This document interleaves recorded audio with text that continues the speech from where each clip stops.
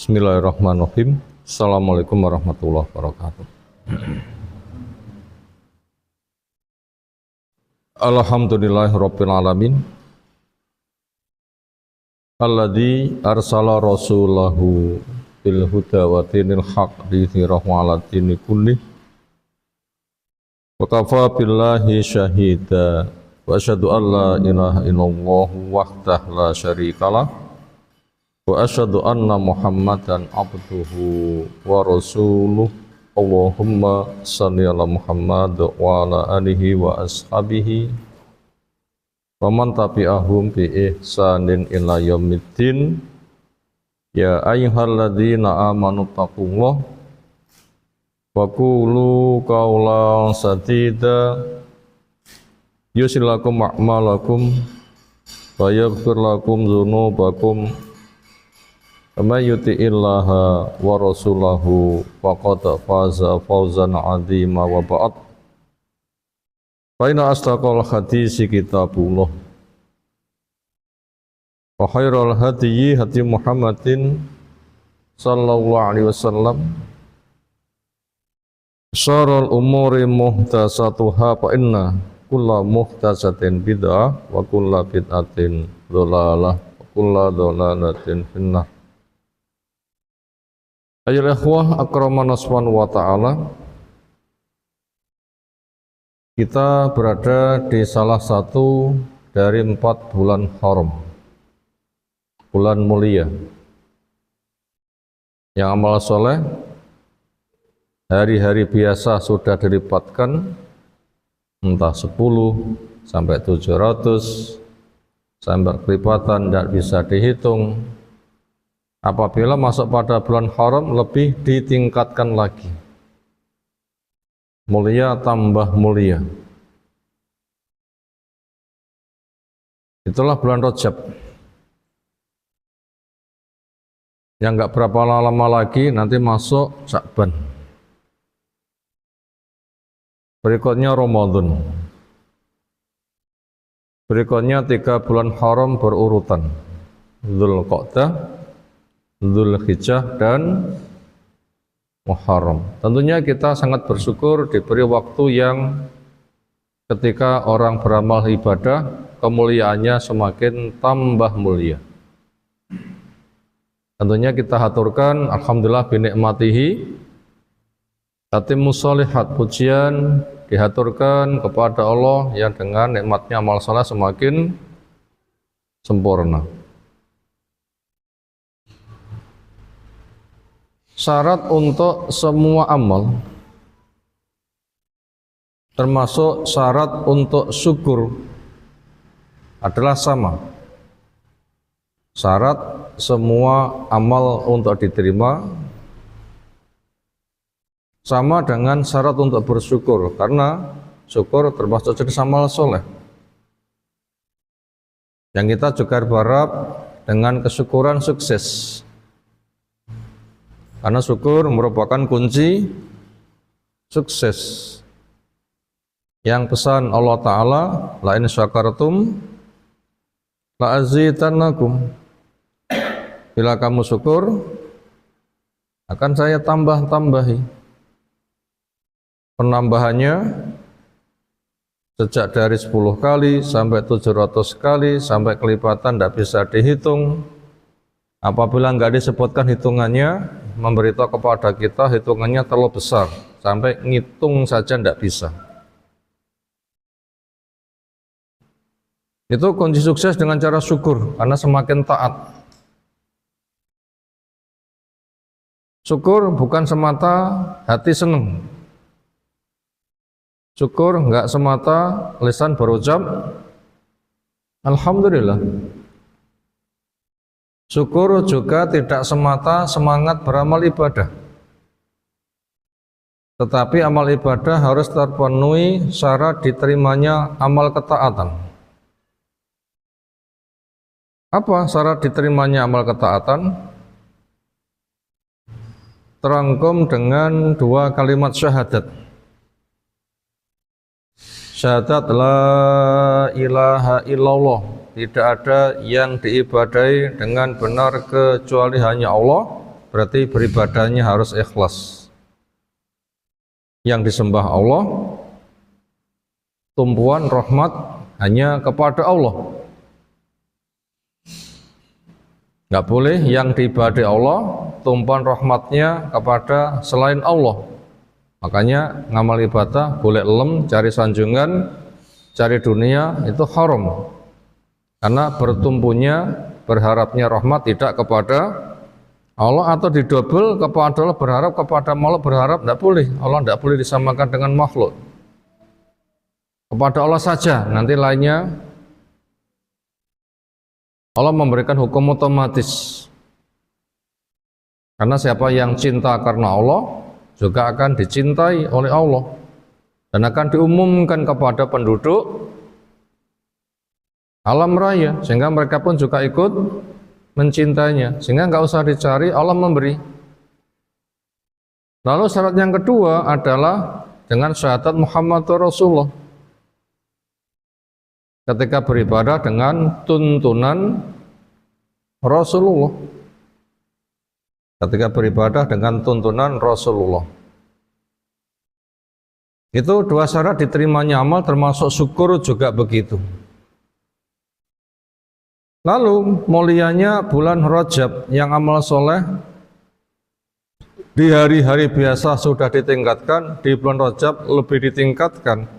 Apakah ada amalan khusus di bulan Rajab? Ada tidaknya, semuanya berdasarkan dalil. Ditemukan dalil sahih silahkan, enggak ditemukan dalil sahih apa yang ada biasanya. Sehingga hikmahnya apa yang ada nanti nilainya meningkat. Nilai sholatnya meningkat, nilai sedekahnya meningkat, nilai zikirnya meningkat, nilai tobatnya meningkat. Memang kita butuh peningkatan. Dan jangan sampai hanya semata semangat beramal dalam rangka syukur, fadilahnya besar, kemudian amalnya membikin sendiri. Dan ini kondisi rawan. Karena sering ketika semangat beramal, kemudian menyiapkan amal.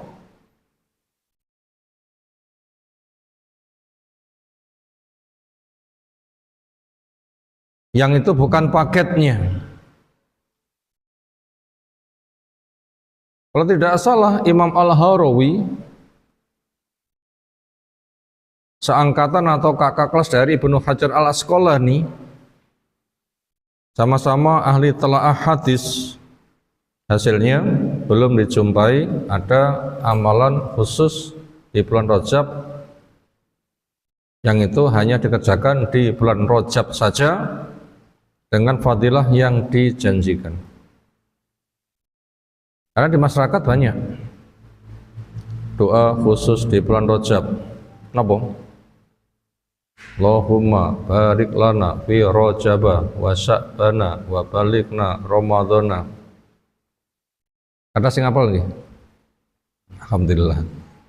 Rasa diapal nih. Ya karepnya bener, tetapi kalau itu menjadi amalan khusus, membuat khusus itu yang salah. Sebatas ndonga secara umum ya silahkan. Ya Allah berkailah saya, amal soleh yang diterima Engkau berkahi semakin meningkat. Demikian juga di bulan Sya'ban bisa memperbanyak puasa. Demikian juga ketemu dengan Ramadannya. Doa permintaan boleh, tapi kalau menjadi doa khusus menyambut malam pertama bulan Rajab dengan doa itu, nah itu yang belum dijumpai dalilnya. Kemudian puasa khusus entah sehari, 3 hari sampai 27 hari, nah juga belum dijumpai. Atau sholat khusus, namanya sholat raghaib atau sholat apa yang lain orang memberi nama, mungkin itu juga belum dijumpai. Apakah betul Isra Mi'raj terjadi tanggal 27 Rajab? Terus pundi? Betul atau leres? Kok sanoe kabur?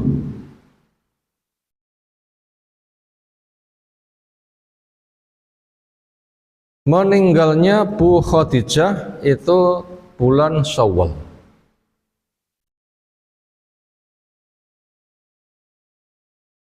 Meninggalnya Bu Khadijah bulan Syawal. Sementara Rajab sebelum Syawal. Padahal Mi'raj sesudah meninggalnya Bu Khadijah. Kira-kira putarannya gitu maju apa mundur? Persawal, Dzul Qa'dah, Dzul Hijjah, Muharram. Itu sananya mundur. Persawal, Ramadan, Sa'ban, Rajab dong. Ya sananya hitungannya mundur. Sananya jamnya kewalik.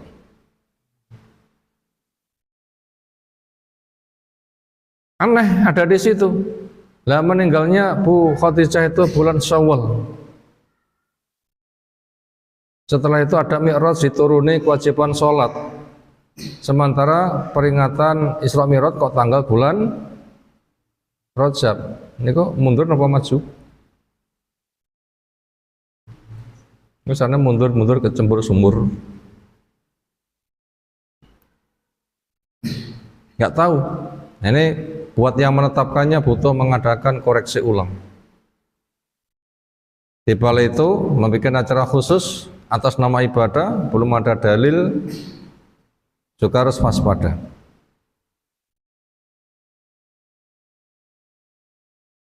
Orang dulu 6 bulan sebelum Ramadan sudah berdoa, ya Allah pertemukan saya dengan Ramadan. Itu udah permintaan boleh. Bukan sebatas masuk awal Rajab, pertemukan saya dengan Ramadan. Orang dulu malah 6 bulan. Kenapa? Karena besar fadilahnya, sehingga persiapan yang boleh itu bisa maksimal. Kemudian ketika membuat persiapan, jangan sampai persiapan masuk kepada ranah akidah. Apa yang dimaksud persiapan ternyata masuk ranah akidah, akhirnya masuk pada jebakan salah. Yang itu sangat berpotensi, yaitu dipancing dengan besarnya fadilah, semangat beramal, akhirnya orang membuat kreasi amal, mumpung semangat, fadilahnya besar, memperbanyak amal, malah ngarang-ngarang. Ini berpotensi. Yang benar, persiapan, fadilahnya besar, memperbanyak amal, karena nggak ada tuntunannya, yang ada saja mestinya. Tapi ada yang membuat amalan khusus di atas namakan agama, membuat amalan khusus atas nama agama, nggak ada dalilnya Quran Sunnah dari salafus shullah, itu sebatas bid'ah, nggak diterima atau ada nilai lain. Sebatas bid'ah nggak diterima atau ada nilai lain. Karena dikatakan bid'ah mudah, yaitu man amila amalan laisa ali amruna fahuwa radun. Siapa yang mengamalkan suatu amal nggak ada tuntunannya, maka itu tertolak. Itu pemahamannya dari situ ternyata mudah dipahami.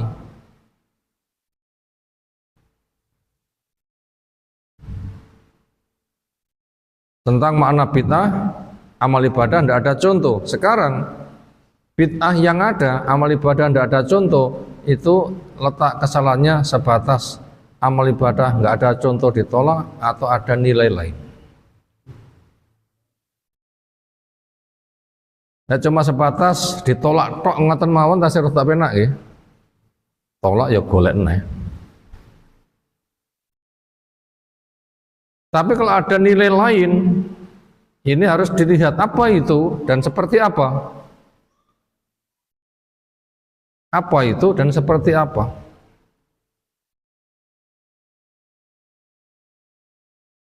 Maka jawabnya kita kembali kepada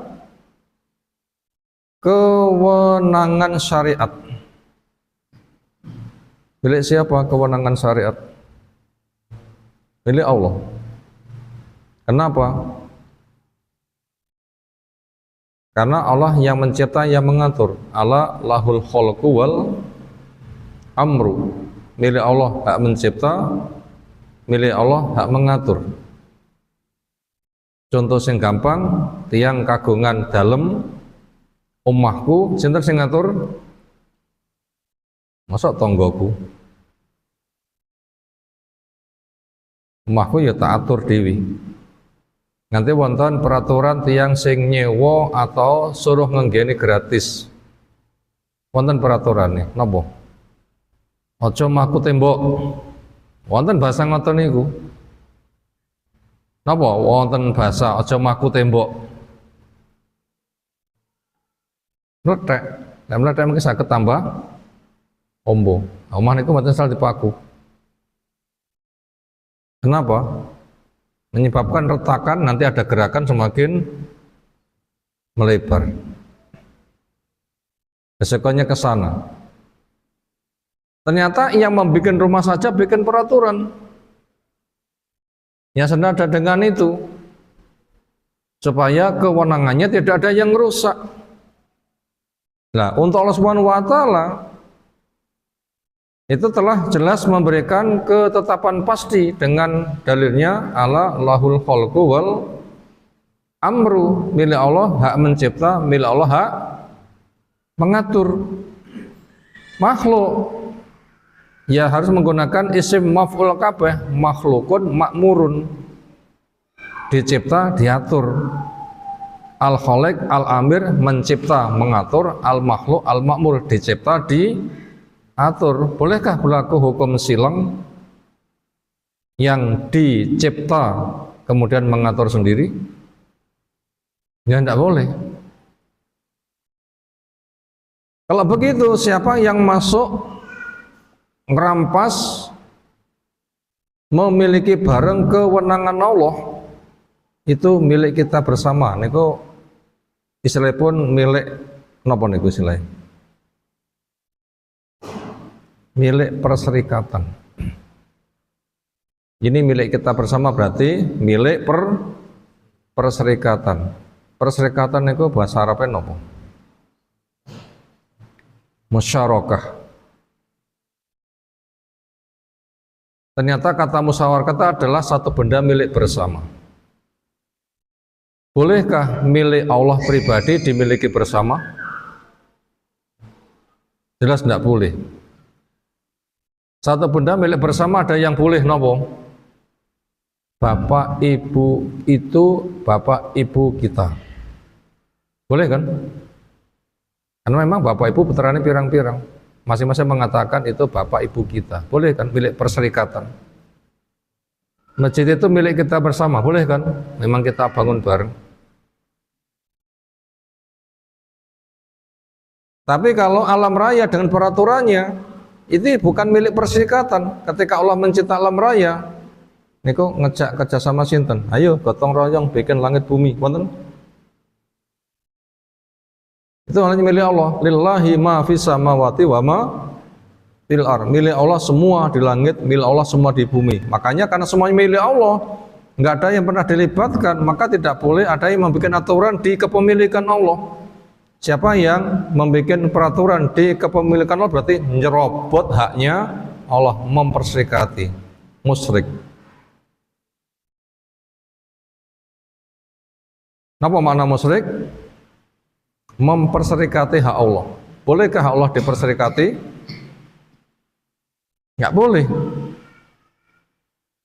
Orang punya hak pribadi, bolehkah diperserikati? Nggak boleh.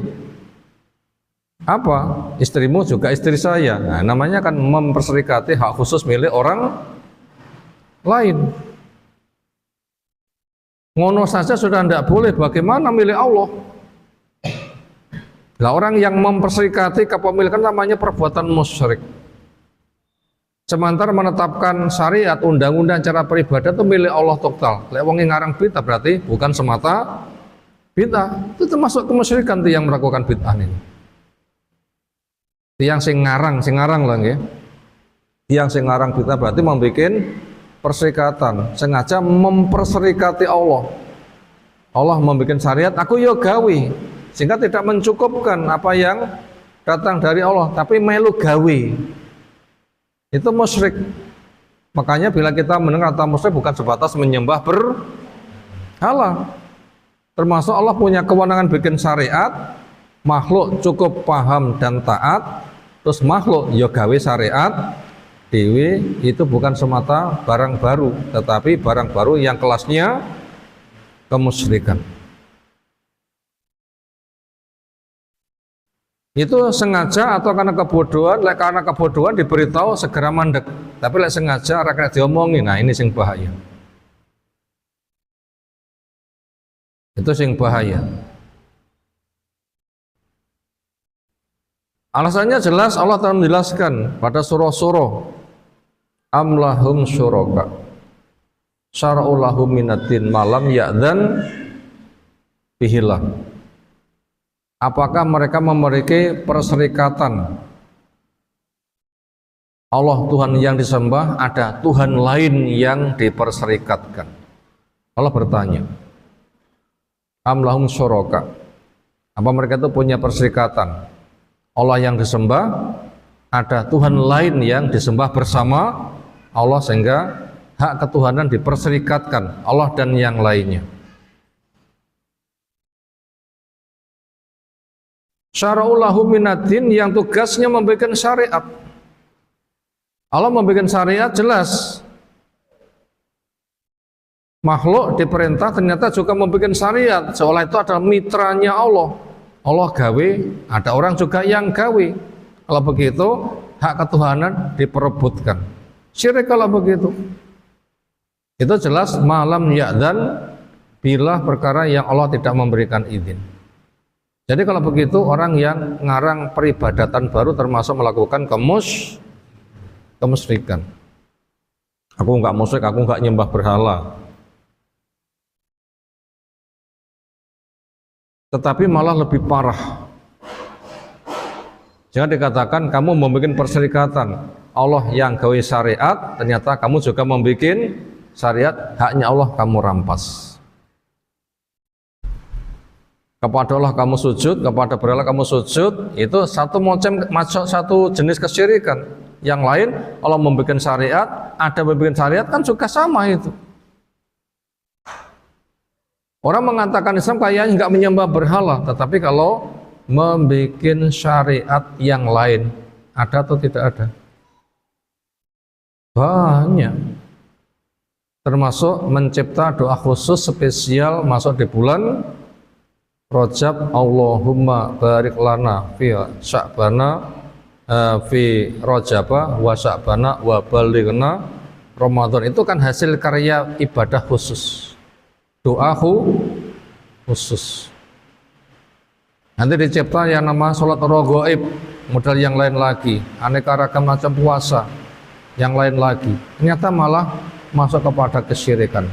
Besar itu. Tokohnya ngarang, anak buahnya dipromosikan, mendukung hasil karangannya. Kalau gitu berapa dosanya si pengarang? Dapat dosa tumpuk-tumpuk. Kenapa? Man sanna fil islami sunnatan sayyi'atan wa alaihi wizruha wa wizru man 'alaiha min ghairi ayang qusa min auzarihim bi syai'in aw kama qala Nabi sallallahu alaihi wasallam.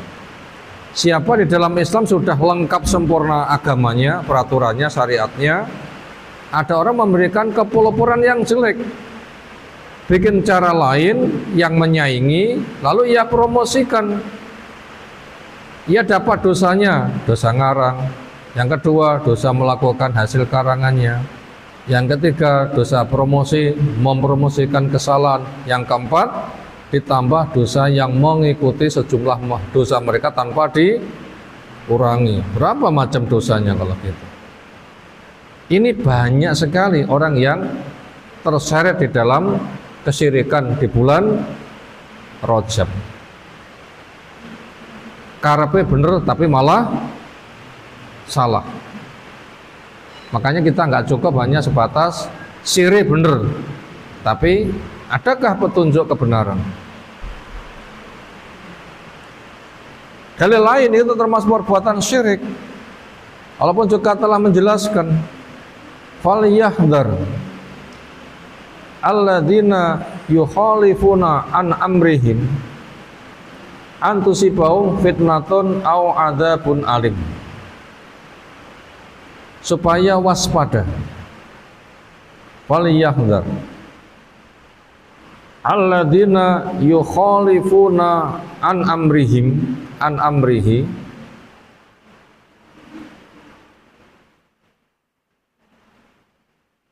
antusibahum fitnatun au tusibahum adzabun alim. Itu ada di surah An-Nur ayat yang ke 63-an. Falyahdhar, maka harus waspada, awas, hati-hati. Berarti ada ancaman bahaya. Siapa yang diperingatkan, awas, waspada, ada bahaya. Bila tidak waspada, kamu akan terjerumus di dalamnya, yaitu alladzina, orang-orang yang yukhalifuna, mengadakan penyelisihan an amri, dari ketetapan Allah. Allah bikin ketetapan, dia tidak taat, menyelisih, gawe dewi, ibadah ngarang. Nah itu contohnya gamblang, selawat ngarang, doa ngarang, di atas namakan ibadah. Apa resikonya? Antusibahum fitnatun, akan menimpa kepada mereka fitnah. Apa makna fitnah di sini? Syirik. Apa makna fitnah? Syirik, bahaya. Mana dalil di antara mana syirik menggunakan bahasa fitnah? Allah menyebutkan wa qatilu fi sabilillah hatta la takuna fitnah wa yakuna dinu kulluhu lillah. Berperanglah di jalan Allah sehingga tidak ada fitnah. Apa fitnah di situ? Memberantas kesyirikan. Dan supaya agama yang ada itu adalah agama milah, itu agama tauhid.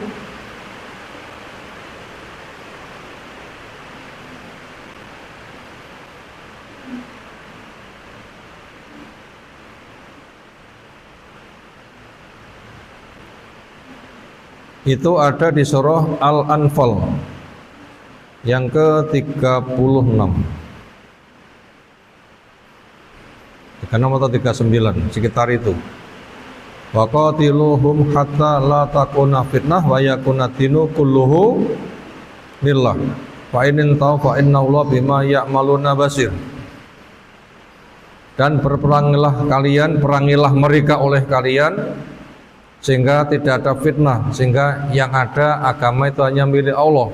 Jika mereka mau mandek, maka sesungguhnya Allah kepada apa yang mereka kerjakan melihat. Nanti penyelesaiannya gimana Allah Maha tahu. Itu fitnah. Jadi mengatasnamakan agama, ngarang dewi, merampas haknya Allah, membuat syariat, maka termasuk syirik. Dan fitnah yang dimaksud pada ayat yang ada itu adalah kesyirikan. Kalau gitu di masyarakat terlalu banyak kesyirikan yang diperbuat. Syirik ngekeh nih amal ibadah, tapi kenyataannya malah gak karuan. Makanya kita jangan hanya semata semangat beribadah. Hujan keras nih, belum masuk ibadah nanti. Tapi juga harus ada tuntunannya. Nah sementara kita tahu resiko dari syirik itu apa? Sejak amal ibadah gak diterima, apa yang sudah pernah dikerjakan gara-gara syirik dihancurkan, tidak akan terampunkan dosa kecuali bisa tobat, karena syirik itu tidak bakal diampuni bila tidak tobat. Kemudian dosa yang lainnya divonis masuk neraka, gak ada yang menolong untuk keluar, dan akan diharamkan surga. Ngeri. Dan di masyarakat terlalu banyak. Demikian juga masuk pada bulan Sya'ban, lebih gila-gilaan syirik ketika menjelang bulan Ramadan. Kuburannya tambah ramai. atas nama kalimat tahlil, tapi pahalanya dikirimkan orang mati. Atas nama membaca Quran, pahalanya dikirimkan orang mati. Ketika orang mati dapat hadiah pahala, mereka itu dijadikan penyafaat. Haturkan hajat kami kepada Allah. Allah menjelaskan, berpikir itu dengan firman-Nya, haula'i syufa'auna indallah.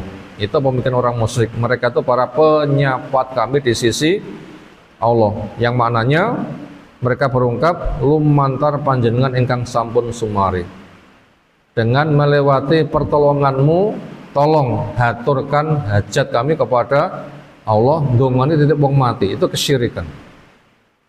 Karena wong mati sudah nggak beribadah, nggak mendengar, bagaimana dimintai? Bikin ibadah, kirim pahala, wong kita belum tahu diterima atau tidak, apanya mau dikirimkan. Dikarang amal ibadah ini itu, wong mati disambati. Banyak kan itu unsur kesalahannya. Ini wajib untuk kita perinci, karena dosa syirik itu memang amat sangat membahayakan. Yang itu lebih halus daripada hentakan kaki semut hitam di atas batu hitam di malam yang kelam. Itu membuat jelimet, bahaya. Dan itu resikonya habis-habisan. Apabila syirik itu mayoritas, lalu terancam bahaya, niku sing kena bahaya sing syirik tok napa nggih nyerempet liyane. Sing keserempet niku lho bahaya. Lah keserempet sudah dakwah nggak mengapa. Tapi keserempet bahaya kok belum dakwah, nanti dimisalkan mereka lalu gimana? Kenapa? Kamu nggak ingkar, kamu diam, seolah kamu itu ridho. Ibaratnya melaju, kamu nggak mau menginjak rem untuk mandek. Nah, ini kan bahaya kan resikonya. Itu kan bahaya resiko yang seperti itu. Nah, banyak yang terkena petaka. Makanya kita selalu membentengi diri dari bahaya kesyirikan yang itu adalah amat sangat mengerikan sekali. Nah, itu mukadimah yang butuh kita sampaikan di kesempatan kali ini. Sebelum kita masuk kepada materi, dari mukadimah yang ada, mungkin ada tanggapan dulu, disilahkan.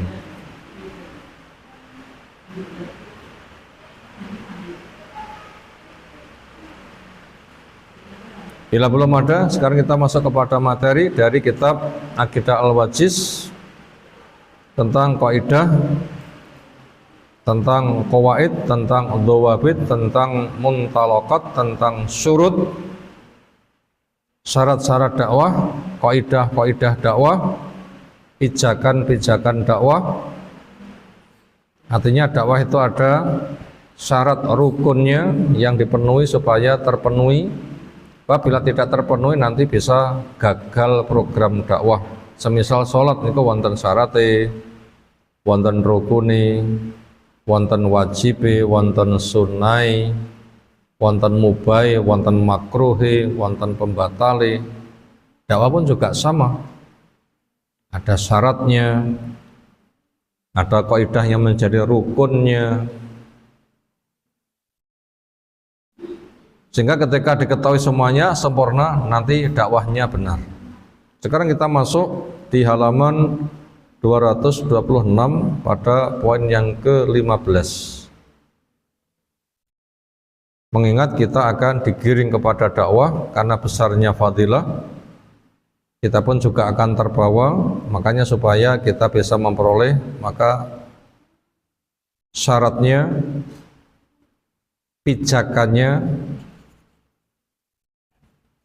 prinsipnya itu supaya dipenuhi dengan baik, sehingga nilai dakwah yang ada nanti mendapatkan nilai benar.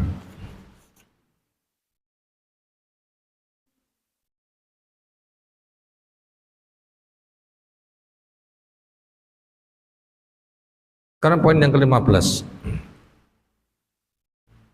Ihtiramu ulama'il ummah.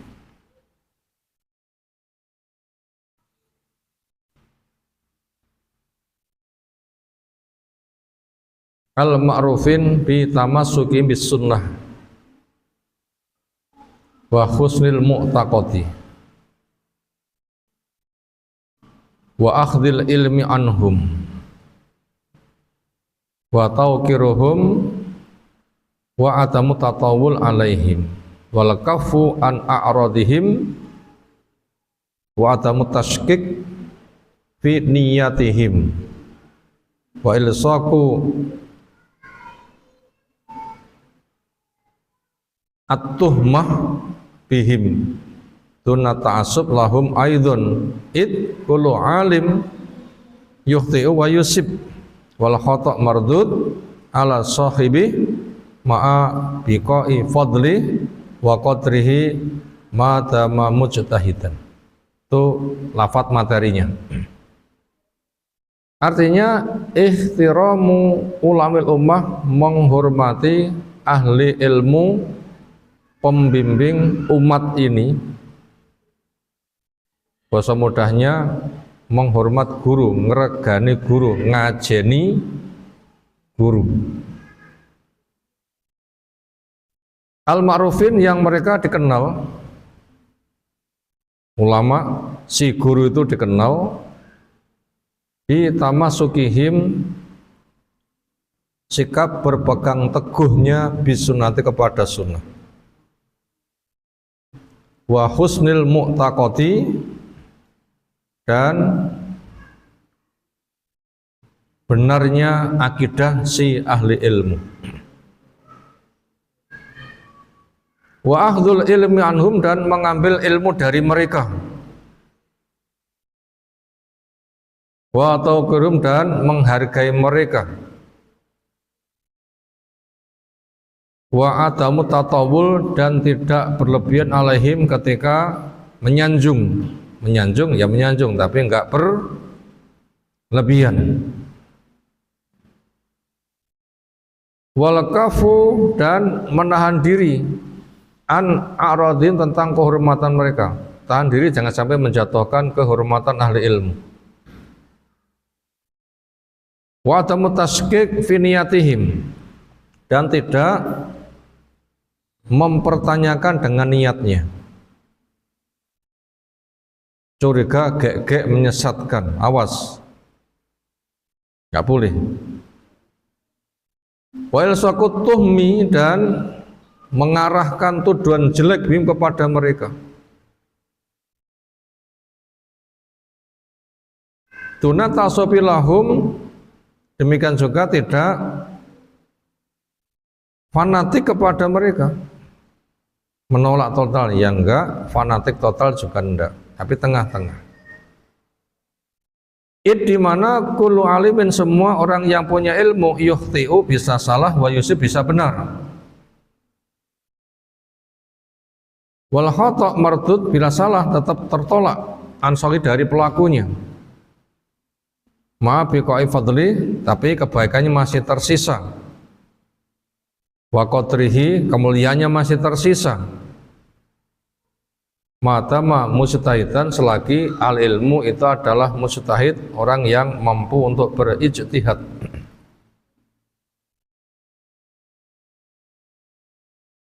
Sekarang kita urai pada poin yang ke-15, temanya tentang adab pencari ilmu kepada guru. Poin ke-15 tentang seluk-beluk dakwah, temanya adalah adab pencari ilmu ketika bergaul dengan gurunya. Adab itu penting. Dengan adab yang benar ilmu didapatkan, dengan adab yang salah ilmu bisa hilang. Kadar adabmu mengundang maslahatnya ilmu, hilang adabmu juga akan hilang ilmu yang kamu cari. Kalau itu penting, adab sama dengan akhlak, yaitu ketika bergaul maslahat pada lingkungan. Makanya kita butuh mengenal yang namanya suluk, adab, akhlak, nasihah, dan ad-din. 5 kata ini maknanya semisal. Suluk, al-adab, al-akhlaq, an-nasihah, wad-din. 5 kata itu maknanya semisal. Suluk itu keluar rumah, menempuh perjalanan, mempelajari ilmunya. Adab, ilmu sudah dipelajari, diamalkan, dilatih. Ini ku adab. Akhlak, ilmu yang dipelajari, diamalkan, dilatih, terampil, dampaknya maslahat. Nggak merugikan, itu akhlak. Itulah an-nasihah, yaitu keinginan ingin memberi maslahat pada orang lain. Itu an-nasihah, keinginan memberikan maslahat pada pihak lain. Saya lek serawung bagaimana lingkung ngaku dapat maslahat dari saya. Itu an-nasihah. Inilah ad-din, intisari agama. Nabi diutus untuk kepentingan ini. Yang pesan Nabi SAW, innama bu'istu liutammima makarimal akhlak. Saya diutus untuk mewujudkan mulianya akhlak. Lalu lingkungan yang seseorang bergaul, dia ingin lingkungan mendapatkan maslahat. Siapa saja lingkungannya? Si A, si B, si D, si E. Diklasifikasikan 5 sasaran. Pertama, dia di depan Allah maslahat, yaitu bertauhid tidak syirik. Ini akhlak terbesar. Jadi bertauhid itu akhlak yang paling besar. Yang kedua, di depan kitab, yaitu dengan mengimani kitab, lalu membaca kitab, mengilmui bahasanya, dan mengilmui kandungan hukumnya. Itu akhlak adab kepada Quran. Lalu yang ketiga, kepada Rasul. Bentuknya adalah mengikuti sunnah Rasul SAW. Jadi orang dikatakan beradab di depan Rasul, siap mengikuti sunnah, berarti nggak membuat bid'ah. Lalu yang keempat, akhlak adab kepada waliyul amri. Itu 2 makna waliyul amri. Makna pertama guru, makna kedua pemerintah. Pemerintah spesial menjaga keamanan fisik masyarakat dari kalangan kaum muslimin, hargai. Makna waliyul amri nomor 2 adalah ahli ilmu. Nah, siap kita mengambil ilmunya. Supaya ilmu kita ambil bermanfaat, ini adab penting. Kemudian kepada sesama kaum muslimin, masyarakat umum, berilah kebaikan, dimulai berbuat baik kepada ibumu, berbuat baik kepada abimu, berkembang ada nenek kakek, berkembang ada bibi paman, berkembang ada saudari saudara, berkembang ada keponakan putri dan putra, berkembang kerabat dekat dan berikutnya. Hidup dengan mereka, beri maslahat. Luasnya wilayah adab untuk tema yang kita angkat kali ini adalah satu bagian khusus adab di depan guru.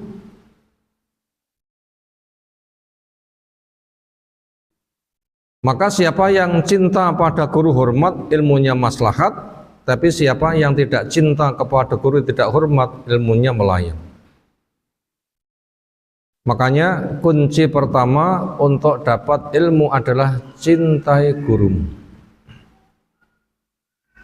Tapi sebelum mencintai, jangan salah kepada siapa cinta saya berikan. Istri mencintai suami, suami mencintai istri, niku sebatas laki cinta perempuan dan sebaliknya, nopo milih rumiyin. Tentunya milih cocok baru diungkapkan kecintaannya. Perempuan memilih calon suami idolanya sudah cocok, dicintai. Laki-laki memilih calon istri idolanya cocok, dicintai. Maka mencari guru juga pastikan dulu guru yang dicocoki, kita sudah cocok, cintai. Lalu guru yang bagaimana yang masuk kategori cocok untuk jadi guru? Nopo kriterianya? Ini mungkin langkah pertama adalah memilih guru yang benar. Apa langkahnya? Memilih guru yang benar. Selamat akidahnya, selamat ibadahnya, selamat metode keilmuannya. Itu yang guru yang kita pilih. Selamat akidahnya, selamat ibadahnya, selamat sistem pencarian ilmunya. Ini kita pastikan dulu. Nanti apabila sudah ketemu, cintailah.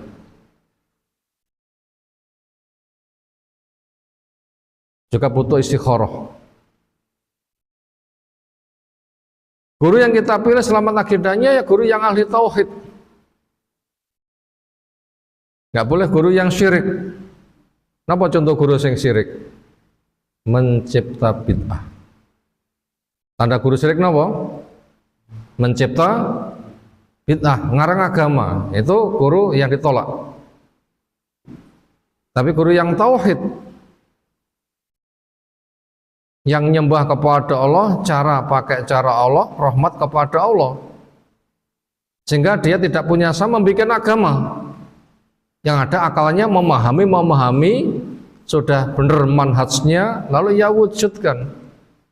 Pilih dulu gurunya yang selamat akidahnya. Yang kedua, guru yang selamat ibadahnya, yaitu amal ibadahnya sunnah, nggak ada bid'ah.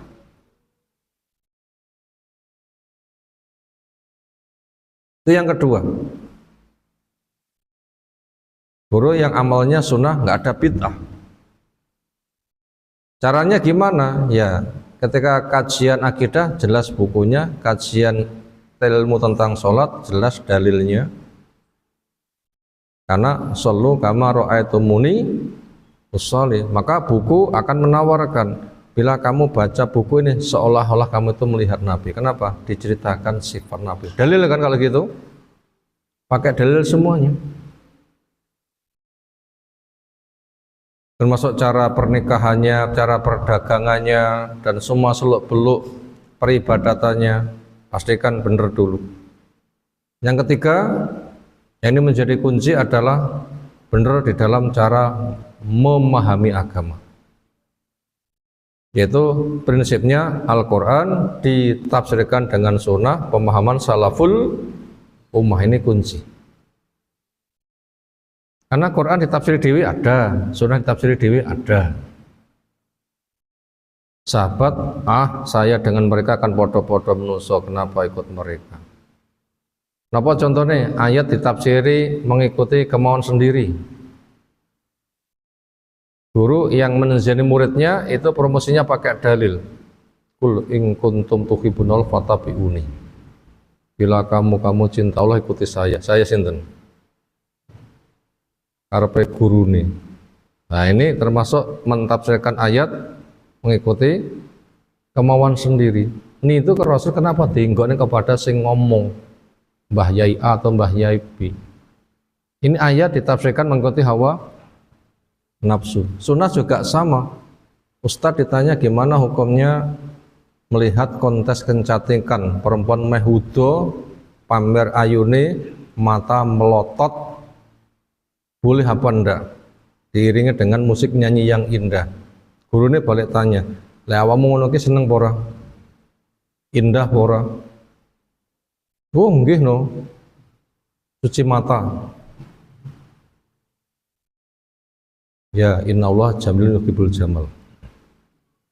Oleh itu indah suka kepada yang indah-indah. Kacau mboten? Wah, pol. Pakai dalil tapi lek maknani sakarepe dewi. Sahabat, apa bedanya saya dengan mereka? Podo-podo manusia nih, gak dipakai. Ini banyak. Pastikan dulu, maka jangan tergesa-gesa memilih guru. Sementara sekarang guru yang dipromosikan di dalam alam offline maupun online, kata mboten. Guru yang pindah dari satu masjid ke masjid atau guru yang ada di sosial media. Arek milih link sing pundi isine mek ngaji tok, TV pundi isine ngaji tok. Itu namanya guru offline maupun guru online. Niku mbleduk napa mbleduk niku. Kathah kita kudu pandai-pandai memilih. Makanya tiga ini harus kita pegang dulu. Itu langkah pertama di dalam adab murid kepada guru, kepastian guru layak untuk jadi guru. Jangan sembarangan.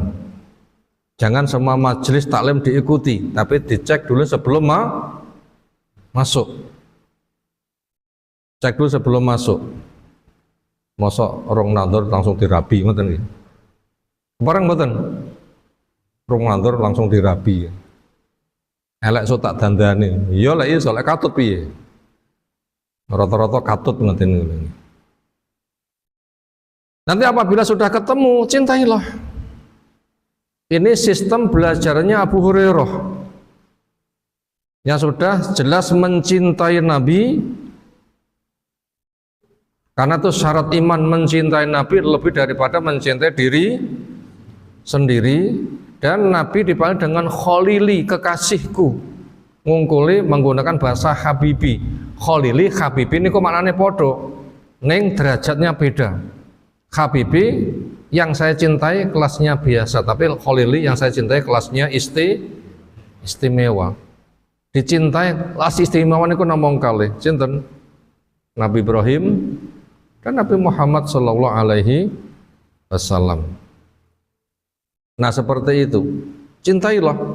Nanti apabila sudah cinta, siap terima ilmu, siap menerima ilmu, siap mengamalkan, siap mendakwahkan ilmu, siap melanjutkan berjuang mendakwahkan ilmu. Kuncinya cinta, nanti akan hormat. Apabila orang itu cinta akan berkorban. Cinta butuh berkorban buatan. Lek mboten nggih, jareke cinta monyet ngoten nggih. Mulai kelasnya diketek nih. Wahaya lah itu. Cinta ya penuh dengan pengorbanan. Dalilnya jelas. Kul in kuntum tuhibbunallaha fattabi'uni. Bila kamu cinta Allah ikuti saya. Berarti itu harus ada pembuktian. Cinta itu taat.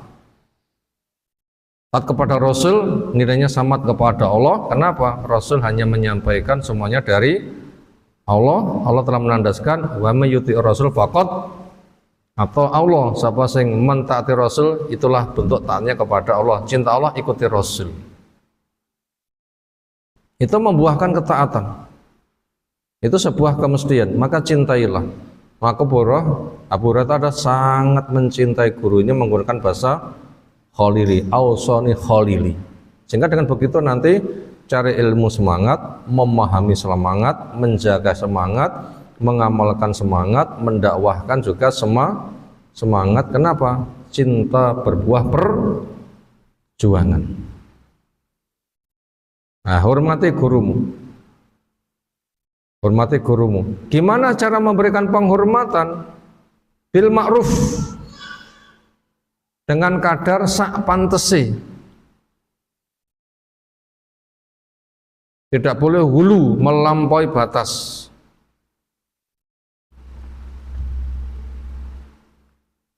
Yaitu hormat majelisnya, hormat kepada orangnya, siap menerima ilmunya, dan sekira hendak memberikan pelayanan silahkan.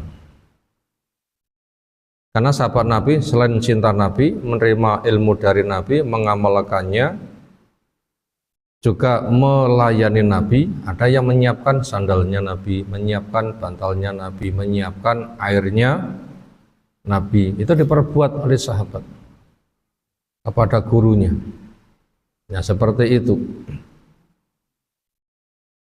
Kenapa? cara mendapatkan ilmu manfaat seperti itu. Hikmahnya apa? Hikmahnya guru merasa dihargai sehingga semangat menyampaikan sekaligus mendoakan. Makanya orang semisal Ibnu Abbas itu dipeluk oleh Nabi. Bukan sebatas semangat cari ilmu, Saul semangat untuk bertanya dalam rangka paham, tapi juga menyediakan butuhnya Nabi. Ketika dipeluk, didoakan oleh Nabi. Napa dengan itu? Allahumma faqihhu fiddin wa 'allimhu at-ta'wila. Ya Allah, jadikan anak ini faham kepada agama dan beri kemampuan untuk mengambil apa kandungan yang tersirat di dalam ilmu itu. Pelajarannya ini itu sangat peka sekali. Itu namanya tahu takwilnya, tahu isi kandungannya.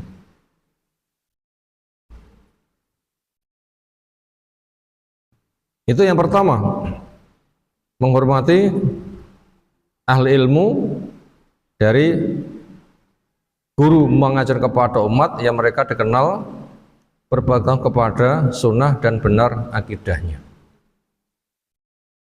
Kalau Nabi dicintai, pewaris Nabi juga ikut dicintai. Nabi dicintai, pewaris Nabi juga dicintai. Sehingga bila orang itu mencintai gurunya, andaikan hidup masa Nabi, dia pasti akan cinta kepada Rasul.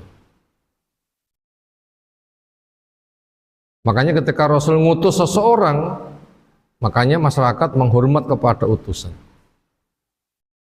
Saya utusannya Rasul kepada kalian untuk menyampaikan ini, siap mereka menghormat, siap mengawal.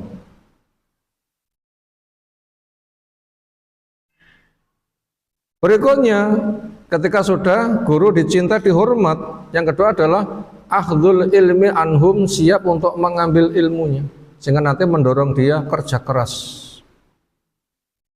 Guru berpesan, baca dulu, iya baca. Guru berpesan, hafalannya dulu, dihafalnya.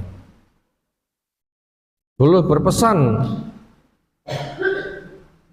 baca bersama peraturan bahasa, dia siapkan semuanya.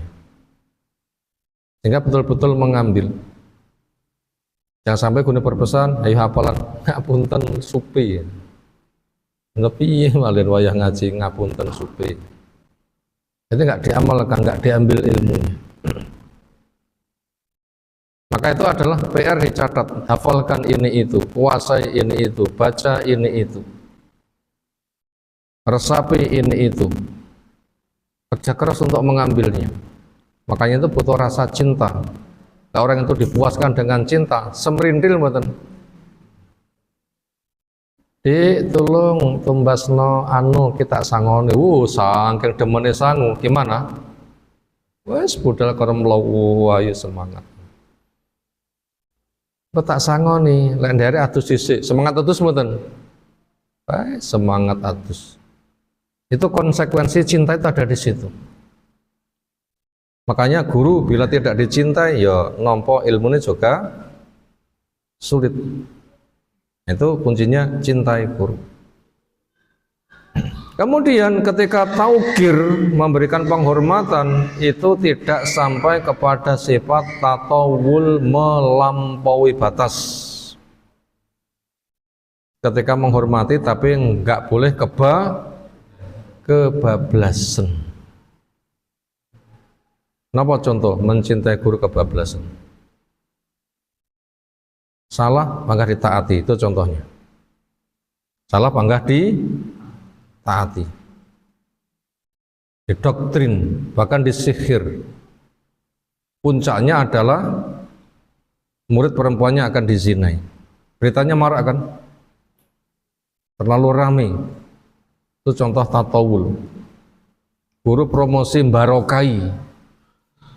Mereka pada ngalap berkai Mbah Yai. Apa contohnya?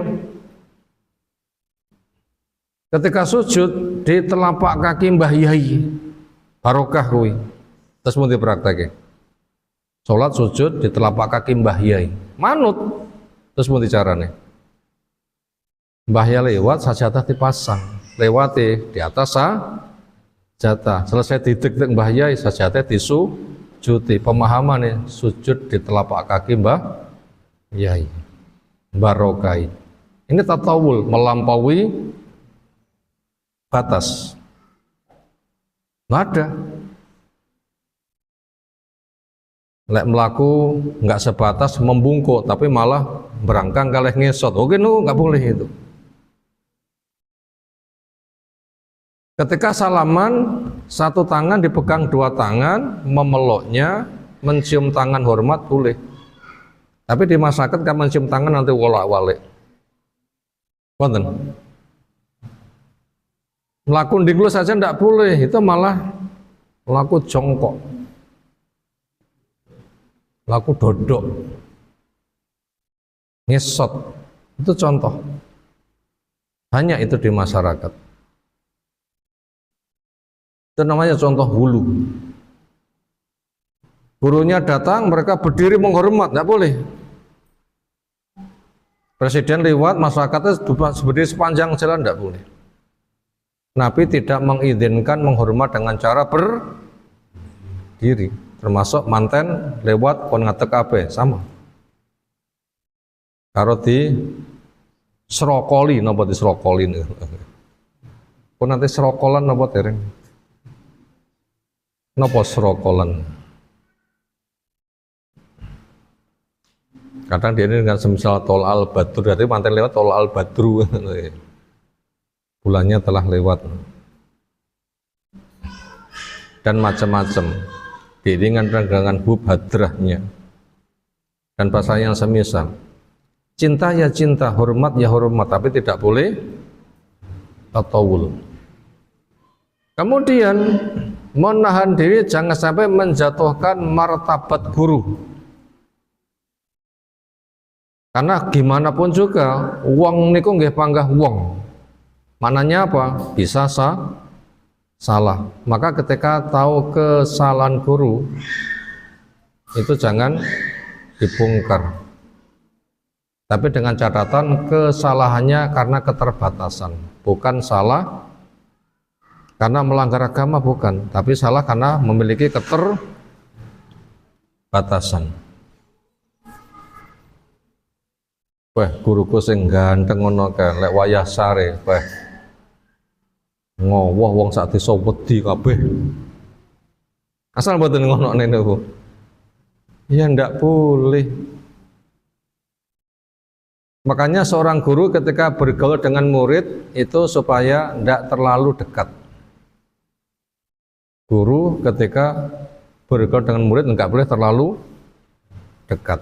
Kenapa? Bagaimanapun juga punya cacat. Sementara murid karakternya tidak sama. Sing bener jaga kehormatan. Kenapa? Itu keterbatasan sehingga tidak diceritakan. Sing mboten bener dibikin konten di video disebar nih. Oh iya. Etrek teko kono kene. Bahaya kan? Bahaya. Makanya pesan ahli ilmu, guru bergaul kepada murid jangan terlalu dekat. Andai kan punya kedekatan khusus dengan keluarganya. Nabi SAW itu kedekatan kepada sahabat enggak semuanya. Siapa? Sahabat yang seolah selalu kelep dengan Nabi sinten? Abu Bakar, Umar, Abu Bakar, Umar. Utsman tidak sedekat itu, Ali tidak sedekat itu. Apalagi yang lain-lain. Makanya kru guru itu bersama muridnya budal sak truk ngoten, sehingga cacanya guru didelok kabeh, nanti masanya saya cerita, itu dihindari. Maka bila guru itu punya kendaraan pribadi, itu lebih selamat. Karena ada murid itu macam-macam dan guru itu punya kekurangan. Untuk menjaga muru'ah kehormatannya tidak boleh cerita-ceritakan, sementara tetap punya kekurangan. Makanya nanti orang yang bisa menjaga sehingga tidak menjatuhkan martabatnya. Demikian juga murid tidak boleh menimbulkan keraguan di masyarakat tentang niatnya. Ya nanti mana itu macam-macam. Kuwi guru ngono ki mek macak tokne lek wayah dum-duman ben entuk sing paling spesial, ngoten nggih kira-kira. Kadang-kadang guru kan dapat hidangan spesial ngoten nggih. Ternyata niku wonten sing menimbulkan taskik,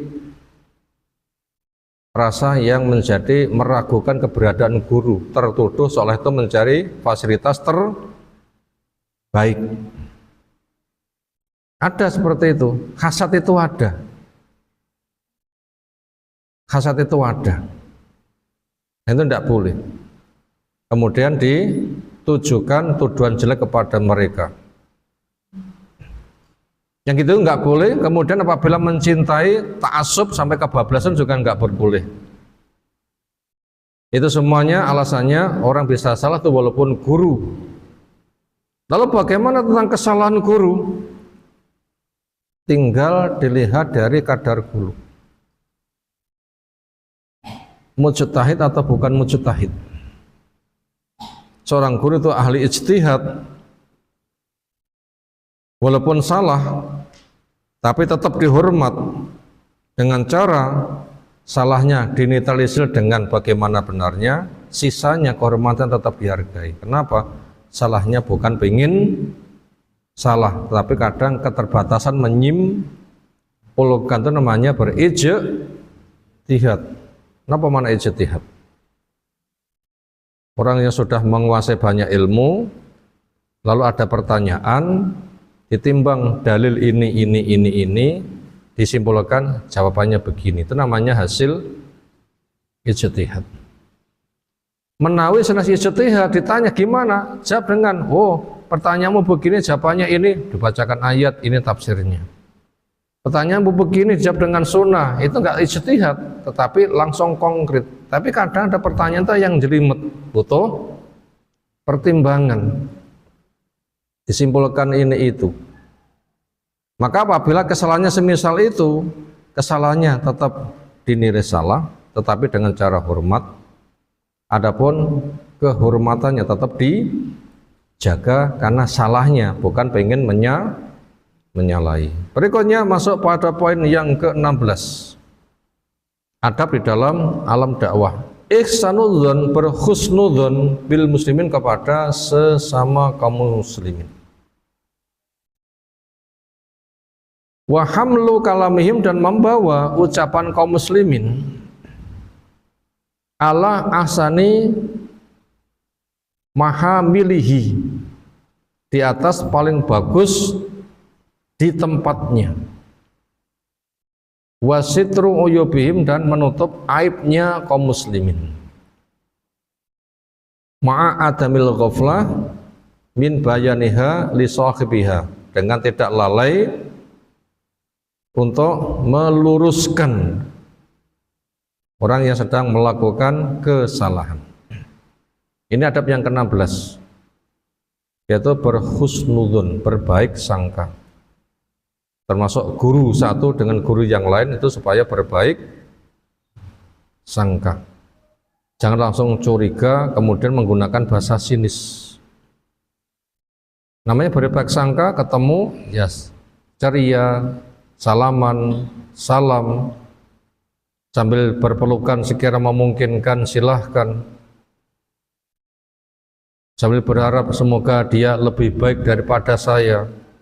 Semoga ketika saya banyak punya kekurangan, dengan perilaku dia saya banyak termotivasi. Namanya sikap husnudzon. Ojo nganti cetok pisan, wah iki wong gaya ning ngene berarti ulama tradisional itu paling-paling bid'ah tok. Itu ora ngopo-opo sudah diputuskan begitu. Jangan. Orang salah itu ketika sudah jelas salah, ketika salahnya diluruskan, membantah, itu baru bisa ditakhdir. Nah, ketemu saja masih pertama kali, belum belumnya kok sudah diputuskan ini itu nggak boleh. Itu namanya suudzon. Ya kita harus husnudzon saja. Husnudzon. Ketika mereka memiliki ucapan-ucapan yang berpotensi makna kesana kemari, bawa saja kepada makna yang benar. Istilahnya beri 70 alasan. Bicara begini jangan dikatakan segera salah. Bisa jadi mungkin salah lisan, sedang lupa hafalan, atau kekeliruan ketika berucap, atau ada sebuah makna yang saya belum tahu tapi maksudnya itu benar. Kecuali benar-benar salah itu beda lagi. Tapi selagi masih bisa dibawa kepada makna yang benar, tafsirkan kepada makna yang benar dulu. Demikian juga ketika punya cacat, tutupi cacatnya, jangan dibongkar-bongkar, tetapi tetap saja salahnya itu diingatkan. Tentunya dengan cara yang benar. Berikutnya, bagaimana cara mengingatkan guru yang sedang salah? Seperti cara mengingatkan guru yang sedang salah. Mungkinkah guru salah? Besar. Mungkinkah guru salah? Jawabnya besar.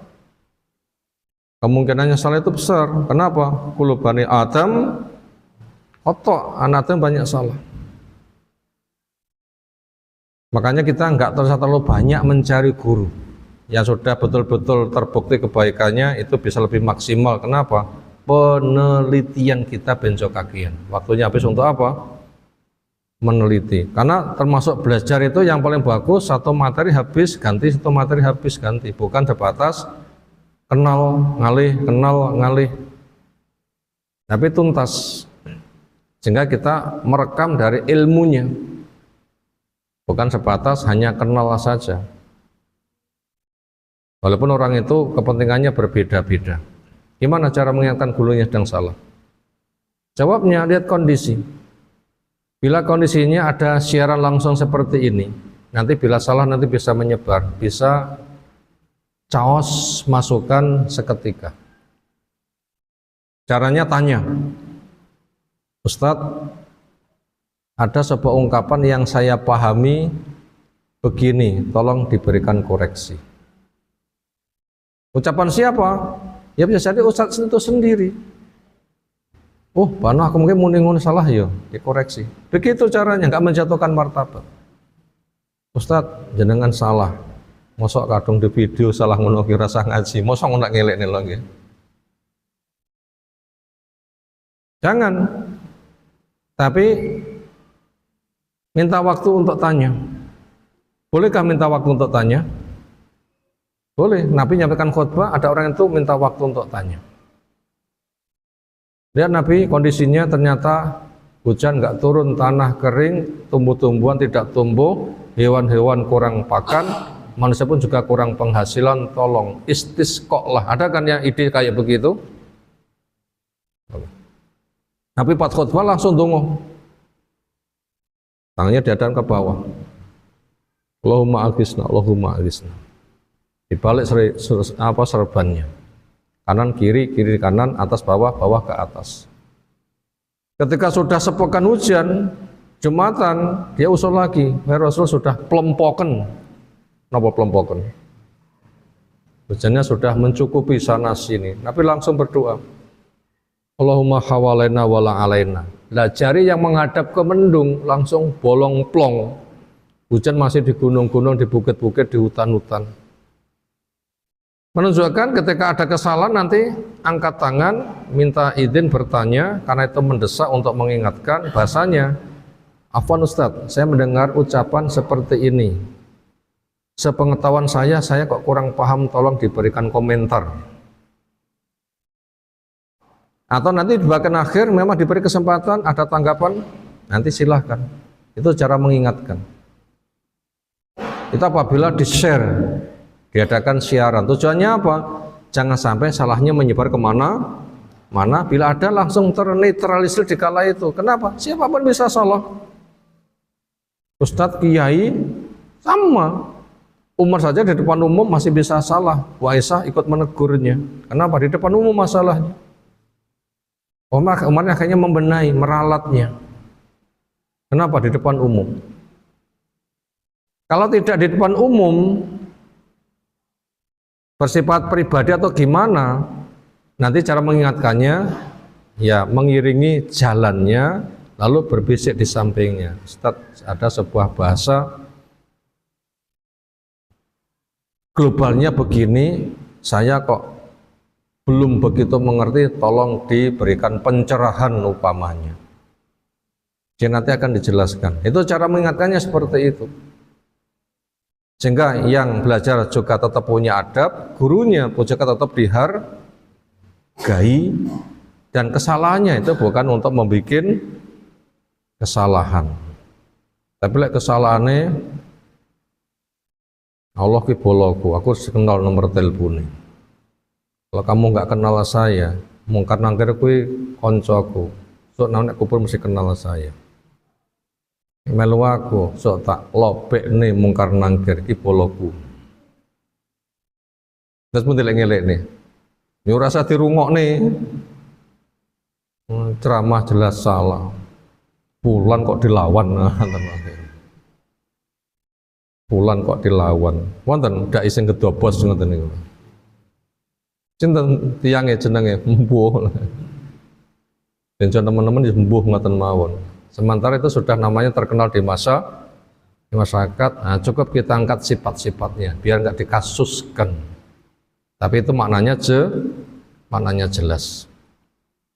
Itu dua nomor yang kita tambahkan pelajaran kita di kali ini tentang syarat di dalam berdakwah bersama pewaspadaan. Walaupun kita berada di bulan mulia Rajab berfadilah, tetapi ibadahnya jangan nambah-nambah sendiri. Ibadah dengan ngarang dewi, bukan semata tapi masuk kepada ranah kesyirikan yang itu sangat bahaya. Demikian tema yang kita sampaikan di kali ini. Ada tanggapan, silahkan.